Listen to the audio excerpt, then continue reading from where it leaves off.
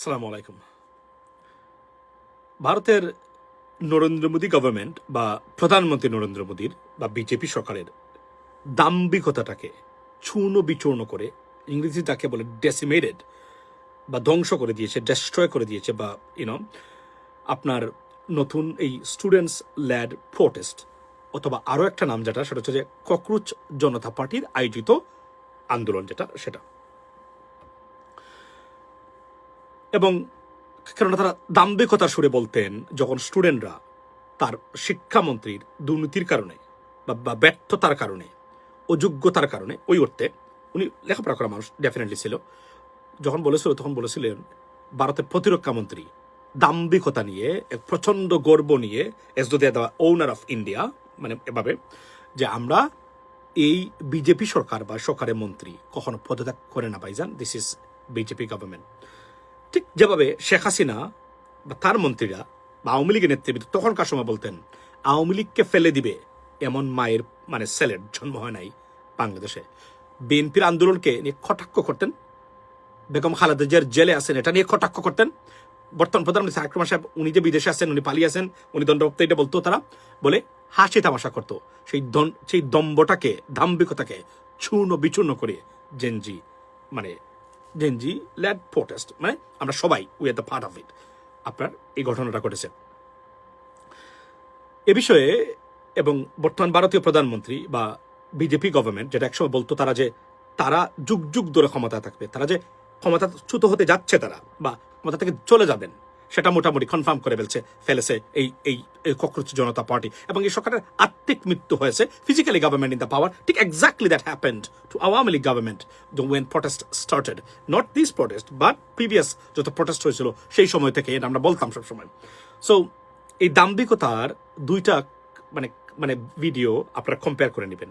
আব্দুর রাজ্জাক যেখানে শাপলা চত্বরের গণহত্যাকে উনি রেকটিফাই করে বলেছিলেন, যে বলা হয়েছিল আওয়ামী লীগ পড়ে যাবে, আমরা ক্লিন করে ফেলেছি রাতের আধারে, আওয়ামী লীগকে ফেলে দেওয়া তো দূরে থাক, একদম যারা করেছিল এটা ক্লিন হয়ে গেছে, এই গণহত্যা, শাপলা চত্বরের গণহত্যার কথাই উনি বলছিলেন তখনকার সময়ে। ঠিক ভারতীয় একই অবস্থা, দুই সরকারের পতন হয়েছে এবং এভাবেই পতন শুরু হয়েছিল প্রচন্ড দাম্ভিকতা নিয়ে বাংলাদেশের মালিক বনে যাওয়া বা মনে করা আওয়ামী লীগ সরকারের। ঠিক একই অবস্থা ভারতের বিজেপির। সারা পৃথিবীতে বিজেপি সরকারকে নিয়ে এমন হাসি তামাশা এবং নতুন প্রজন্মের বা জেনজির এমন হিলারিয়াস মিমস বা ভিডিও যেটা আমি বাংলাদেশিদের মধ্যে দেখি নাই, নজিরবিহীন ঘটনা। পার্টিকুলারলি প্রধানমন্ত্রী নরেন্দ্র মোদীর অবস্থাটা ভয়ঙ্কর। এবং যদি সম্মান থাকতো ওনার, হয়তোবা এটা যদি উনি কোনো অ্যাডভান্স ডেমোক্রেটিক কান্ট্রিতে হতো এতক্ষণে পদত্যাগ করতেন, এমন লজ্জা নিয়ে হয়তো থাকতেন না। বাট উনি আসেন, এরা থাকবেন, এরা থাকেন সাধারণত এভাবেই, যতক্ষণ পর্যন্ত টোটালি ফোর্স ক্রিয়েট করে না হয় চলে যাওয়ার জন্য। So that's what exactly happen. এবং আমি আবার বলছি যে নরেন্দ্র মোদী গভর্নমেন্ট এতটাই দুর্বল, ভারতকে বাউন্স ব্যাক করা, ফিরে আনা আগের জায়গাতে, ইটস নট পসিবল। যতদিন উনি ক্ষমতা থাকবেন নরেন্দ্র মোদী গভর্নমেন্ট বা বিজেপি, ততদিন ভারতের প্রতিদিনই এই ক্যান্সার যেটা ধরেছে সেটার পচন মারাত্মক আকার হবে এবং ভারত সত্যিকার অর্থে মুখ থুবড়ে পড়বে। অর্থনীতি, রাজনীতি, বাকি যতটা আছে প্রত্যেকটা বিষয়। আব্দুর রাজ্জাক সাহেব তখনকার সময় কি বলেছিলেন একটু শুনেন। ওনার পতন নিয়ে যখন জিজ্ঞাসা করা হয়েছিল, উনি তখন শাপলা চত্বরের উদাহরণ দিয়েছিলেন, শুনেন একটু মনোযোগ দিয়ে। সরকারের পতন ঘটানো যাবে না, হেফাজত এরকম বলেছিল, শাপলা চত্বর অবস্থান নিয়েছিল, সারা জাতি টেলিভিশনের দিকে তাকিয়েছিল, রাত বোধহয় পোহাবে না, রাত্রের মধ্যে আওয়ামী লীগ সরকারের পতন হবে। বেগম খালেদা জিয়াও খুশিতে আত্মহারা হয়ে বিএনপির নেতা কর্মীদের বলছিল যে শাপলা চত্বরে গিয়ে হেফাজতের সাথে যোগ দেওয়ার জন্য। এরশাদ সাহেব উনিও তার নিজে ফ্রিজে থেকে পানি বের করে হেফাজতের নেতা কর্মীদের পান করাচ্ছিল। কিন্তু আমরা কি দেখলাম, টেলিভিশনে তাকিয়েছিলাম, রাত 2:30-3টার দিকে দেখলাম শাপলা চত্বর পরিষ্কার হয়ে গেছে। 10ই ডিসেম্বর এরকম কিছু করতে চাইলে, আচ্ছা এটা আপনি দেখলেন। এখন আপনারা শুনুন, কোন সরকারকে দেখেছেন আপনারা শুনুন, যে গরিব মানুষের খবর নেই? আচ্ছা কার বেটি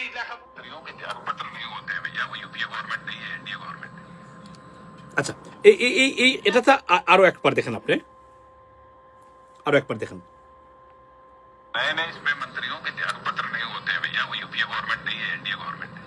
আচ্ছা, সো আপনি দেখলেন দুটো সরকারের দুজন মন্ত্রী গুরুত্বপূর্ণ। This is the second man, I would say third or second man of BJP government or Narendra Modi government. এবং ভারতের আব্দুর রাজ্জাক তখনকার সময় খুব পাওয়ারফুল এবং খুবই থিঙ্ক ট্যাঙ্ক ছিলেন। দুটো সরকারের দাম্ভিকতা কোন জায়গায় পৌঁছেছে আপনি দেখলেন। এবং দাম্ভিকতার পতনটা কিভাবে শুরু হয়েছিল, ঠিক এক্স্যাক্টলি নরেন্দ্র মোদী গভর্নমেন্টের দাম্ভিকতার পতন এখান থেকে শুরু। এ সরকার, আবার বলছি, নরেন্দ্র মোদী গভর্নমেন্ট আপনি যদি তাত্ত্বিকভাবে ধরেন বা আত্মিকভাবে, এই সরকার ক্ষমতা থেকে চলে গেছে। ফিজিক্যালি সরকার ক্ষমতায় আছে, কিন্তু মূল যে কাজ, ভারতের মতো একটা বিশাল রাষ্ট্রের পরিবর্তন যেটা নরেন্দ্র মোদী গভর্নমেন্ট আর করতে পারবে না, ইটস ওভার। কাজে না কাজে প্রতিটা ক্ষেত্রে এখন এই জেনজিরা তারা প্রমাণ পেয়ে গেছে, রুখে দাঁড়ালেও ইউনাইটেড বা ঐক্যবদ্ধভাবে কেউই ভারতের মালিক নয়, ভারতের মালিক জনগণ, ভারতের মালিক ভারতের সংবিধান।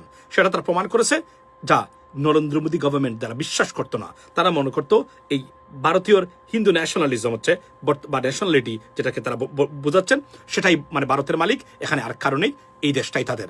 সেটা চূর্ণ বিচূর্ণ করে দিয়ে নতুন প্রজন্ম প্রমাণ করেছে ভারতের মালিক ভারতের জনগণ। ভারত থেকে কখনোই ভারতে থেকে এই ধরনের আপনার ফ্যাসিজম প্রতিষ্ঠা করা সম্ভব নয়। এবং তারা এই ভারতের প্রধানমন্ত্রী বা নরেন্দ্র মোদী গভর্নমেন্টের যে ধরনের চরিত্র হনন করেছে সারা পৃথিবীতে, এমন হাস্যরসের সৃষ্টি, এমন নোংরাভাবে, এতটা স্যাম্বলিক কোনো গভর্নমেন্ট কখনো তার জেনজি থেকে ফেস করেছে পৃথিবীতে, এমন নজির অন্ততপক্ষে আমার জানা মতে নেই। That's what it is. ভালো থাকবেন। Let's see what happens next in India. বলে রাখি এখানে যে আপনার ফেসবুক বা সোশ্যাল মিডিয়া প্ল্যাটফর্মগুলোও মনে হচ্ছে নরেন্দ্র মোদী গভর্নমেন্টের বিরুদ্ধে যুদ্ধ ঘোষণা করেছে। ফেসবুক ভারতীয় প্রধানমন্ত্রীর পোস্টে রেস্ট্রিকশন দিয়েছে, জানিয়ে বর্তমানে তুলপাড় চলছে। Let's see what happens after that. আসসালামু আলাইকুম।